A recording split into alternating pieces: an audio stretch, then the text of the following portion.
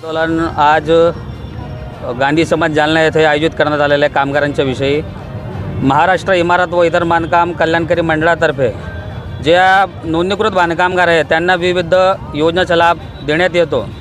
त्या योजनेचा लाभ घेण्यासाठी कामगारांना ऑनलाईन प्रणाली अर्ज करत होते, परंतु सध्याचे जे शासन आहे त्यांनी कामगाराची नोंदणी करण्याचे अधिकार रद्द करून एका खाजगी कंपन्याला कॉन्ट्रॅक्ट देऊन कामगारांचे जे स्वतःचे अधिकार होते ते रद्द केले। यासाठी पूर्ण जिल्ह्यातून वेगवेगळ्या भागातून कामगार या ठिकाणी जमा झालेले आहे आणि जिल्हाधिकारी कार्यालय जालना येथे हे धडक मोर्चा निघणार आहे। काय नाव आपले? माझं नाव जुनेद मिर्झा, जालना जिल्हा बांधकाम कामगार संघटना कृती समिती निमंत्रक।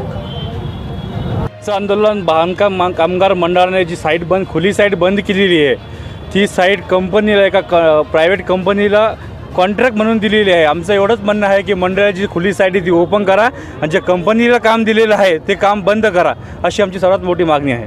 काय आंदोलन करत आहे? आंदोलन आम्ही सध्या सरकारने केलेलं जे कॉन्ट्रॅक्ट नियोजन दिलेलं आहे बांधकामाचं खुली साईटचं ओपन ऑनलाईन करा, बांधकाम कामगाराचे अर्ज ओपन करायचं आहे, फॉर्म भरायचं आहे। तर माझं म्हणणं आहे की जिल्ह्यामध्ये महाराष्ट्रामध्ये 348 तालुके आहे, त्या 348 तालुक्यापैकी फक्त 148 तालुक्यासाठी तालुक्याला WFC म्हणून त्यांनी ऑफिस नियोजन केलेलं आहे।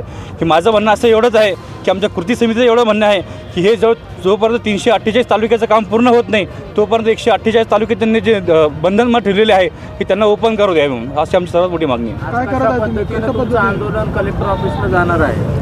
हां, तर आमचं आंदोलन असं आहे की आमच्या सगळं संघटना, जिल्ह्यातली जेवढ्या संघटना, छोट्या मोठ्या संघटना सगळं एकत्र येऊन तर कृती समिती निमंत्रण केली आहे। एक कृती समिती निर्माण करून आमचा आज धडक मोर्चा हा कलेक्टर ऑफिस असणार आहे। कलेक्टर ऑफिसमार्फत मुख्यमंत्र्यापर्यंत व तसेच मुख्यमंत्र्यामार्फत आज चालू असलेले हिवाळी अधिवेशन सगळ्यात मोठा मुद्दा मानणार आहे। तसेच आमचे संघटना, राज्य लेवलच्या संघटना ही आज हिवाळी अधिवेशन नागपूर येथे आज मोर्चा काढणार आहे। काय नाव आपलं? अनिल कोलते पाटील।